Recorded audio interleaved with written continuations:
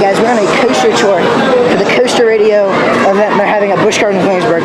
We are currently right next to the track, which is awesome. Never actually gotten this close to Griffon like this angle before. This is really, really cool. So I think we said they were going to the maintenance bay.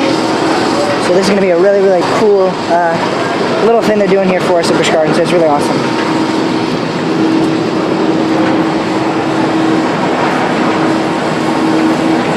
There you got Griffon going up his lift. Now, if I had time, I would get some good footage of it, but I'm doubting they're going to let me pull out my tripod and everything. And I'm not going to actually do that because that's kind of not for it. I actually did a similar thing with Wild Eagle Dollywood where they took us right next to the track. That was for the zip line thing they have there, but we got pretty close to the track like this as well. But this is really cool because we actually get to go into where they do like the mechanics and the engineering and stuff. So that's really, really cool.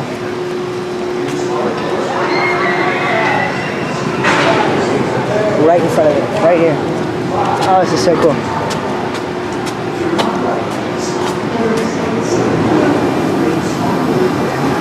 Wow, this is... Oh my gosh, this is so cool. Control room.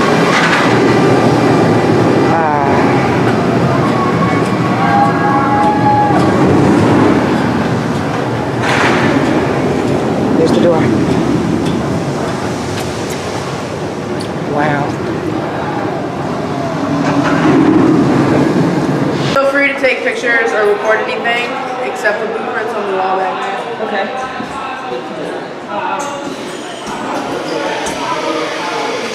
Sorry. That's a big old plastic.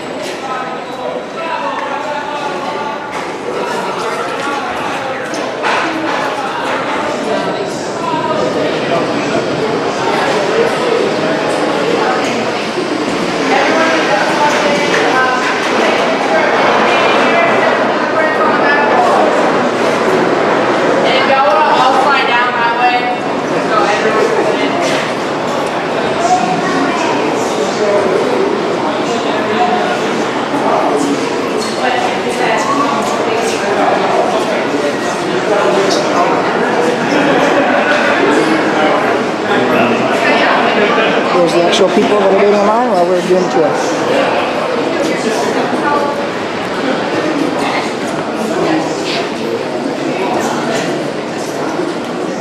Okay, so before I get started talking, this is just a reminder, do not take a picture of the blueprints on the back wall. You can take a picture of anything else in the maintenance bay that you see. Do not touch anything that I don't say you can touch. Some stuff we don't want you to touch. But most of the stuff on the coaster you can touch. Everyone ready to get a lot of information? Yeah. Alright. First off, I'm going to start by asking, does anyone think they know how much this coaster weighs? Way more. Too much. Almost. 15 times. No, too much. 13. 13? 9. 9. This coaster weighs 9 tons. So, a whole train of Loch Ness weighs as much as one row on Griffon. So that's a little comparison for you there, a little bit of math. A lot of the stuff that I'm going to show you is going to be the basics on every roller coaster. Some of it's going to be more, some of it's going to be less. I'm going to start off by explaining the wheels to you. The wheels on this coaster are the same on every coaster that you're going to see. The only difference is going to be that Loch Ness is the oldest in the park right now. So it was made when technology wasn't as brilliant back then. So Loch Ness, you're sitting inside the track. The wheels are on the inside. So Loch Ness, for example, these wheels would be turned around, and then the railing would be on the outside instead of the inside right here. So that's why in Loch Ness you're kind of feeling like you're just being bounced around everywhere, kind of like a ping pong table, you're just being bounced around. That's because the guide wheels right here, which are on the outside, are sitting on the inside of the track, so they're just kind of hitting up against the railing. Here, it's just on the outside to give you a smoother ride. It's kind of making all the wheels hug up against the railing.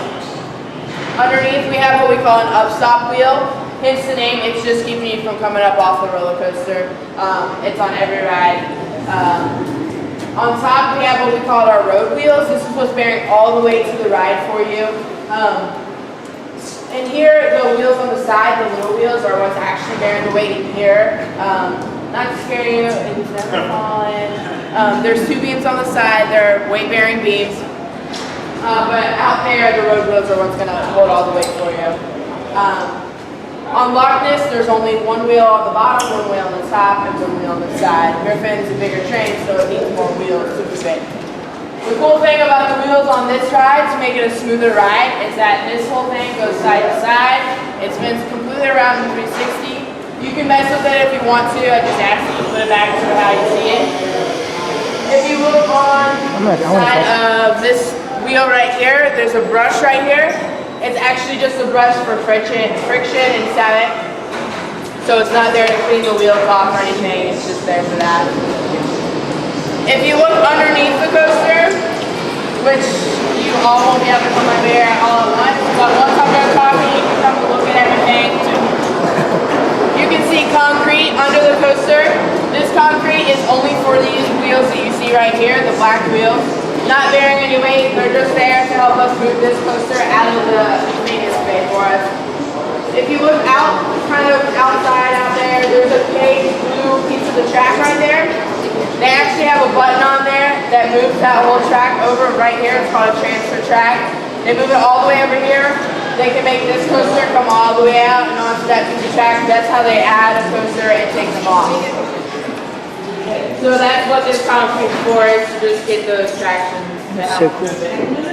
On every coaster in the park, you're also going to see, if you ever look or go on another tour, you're going to hear a chain dog. The chain dog is what's going to pull you up the lift on every coaster.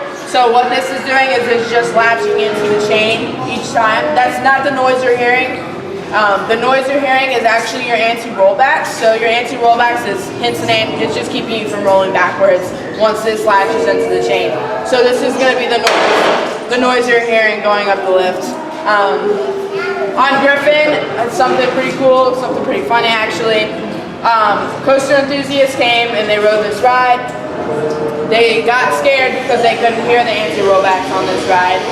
So they actually had to add music to this ride, to the lift.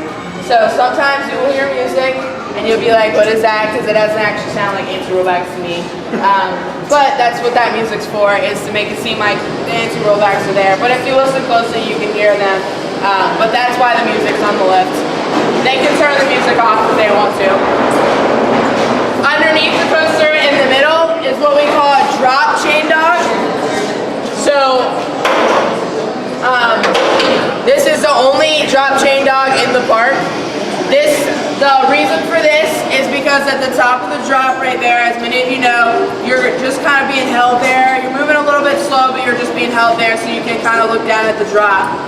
So the way this works is that at the top of the lift, there's a green piece that's kind of bumpy. And what it will do is it'll hit this piece right here, and it drops this little tooth right here. And at the top of the drop, there's a little latch that it kind of sits in, and it just slowly is being moved a little bit. And then once you drop, it just gets set back into the coaster, and then redoes it again once it gets to the top, and then sets back up. So essentially, it's just the resetting or the failure of this to hold a 9-ton train at the top of the drop. That's letting you just go ahead and do the dive that you do at the top. On the sides is going to be your magnetic brakes and your fin brakes. This coaster has water brakes also in the back. We'll touch up on those in a second. If you look on the left-hand side of me, up here on the row, there's 3 gold bars. These gold bars are called Aussie bars. They're from coming up. Those floors are actually called combs. Little thing there. If you want to look at the blueprints, you can. Just remember those pictures. Anyone think they know what this is? It's a gauge for measuring how wide something is, maybe. How wide what is? Where the tool of the wheels? Huh? Yes. Yeah. So it has something to do with the wheels. This is our fancy computer device that kind of helps us measure the wheels to see if they're good or not. So how you do it is you just stick it on the wheel. You don't push it on the wheel. You just kind of set it up there. If it goes all the way on, it's a bad wheel. If it just sits up there, it's a good wheel still. Lockness, the wheels are not concave like this. We still use the same process. If it goes all the way on, it's still a bad wheel. Although these are concave. And generally, how long will wheels last? It depends. Sometimes I'll change once a week. Yeah, so there's a lot of friction and stuff that goes into it. Do you know why on those wheels back there there's a sticker that says don't use before a certain date? Yeah, so Temperature company. do you think you know? No. Does the rubber have to cure? Yes, so the polyurethane is the color that you see, right? Right. Along the silver part of the wheel is glue. It's a green line that you'll see when you go and pick up the wheel. Yep. Most of these wheels are cured, so they say best if used after January 2007. So what that's doing, the polyurethane has to cure to the glue. So they cannot use those wheels until the polyurethane is completely stuck up against that glue. Once we have to change the wheels, we send it back to our manufacturer. They can recycle each of these wheels 5 times. So the way we keep up with that is that in the middle of the wheels, you can see dots. You can see them better on the wheels over there. There's dots to keep records of how many times the silver part has been used. So the yellow part will be completely taken off, but the silver part will be used 5 times. And then after 5, they just give us the whole hand of silver part. So that's kind of the reason why Big Bad Wolf is not here, because it has a 25-year contract. Busch tried to make the wheels by himself, too much money for us. So it was cheaper for us actually just to rebuild a whole new ride. So that lets you know how much money it costs to actually make the wheels and every part for the ride. On this roller coaster alone, we change about 140 bolts a week on this roller coaster. That is because of the commercial pool out there. That commercial pool is chlorine, so it's eating away at every metal part you see on this ride. Also on the bolts, where you see blue lines, there's blue paint lines on some of the bolts. That's actually to measure how much it's eroded, how much it's loosened, for the mechanics to go ahead and tighten or go ahead and change for us. Anyone that you don't see blue ones on, that's actually just, so the blue ones are manually put on, and then the ones that don't have blue lines are put on by air compressors. If you come in the back, like I said, these are your water scoop brakes for the ride. If you did not have these on the ride, you would not be able to do that turn right after the pool because you would hydroplane through that whole turn. So this is actually not for special effects. We're not trying to make it look cool by springing up out the back of the ride. It's actually really necessary to have these on. It's stopping you through that pool. So what it's doing is it's just scooping the water through here and it goes out the back to give you that cool effect, which is not what we are intending, but that's what had to happen. So on this ride, we can actually release 5 seats at a time. For Bolton, we have to release the whole track if someone gets scared, if we have to get someone off before they go. That saves our team members time because releasing harnesses and having to recheck them just means backup in the line and everything for us. So being able to do that 5 seat at a time for us is really helpful. And in the station, they actually have a button that just says release the left 5 seats in the middle row. So that helps them out.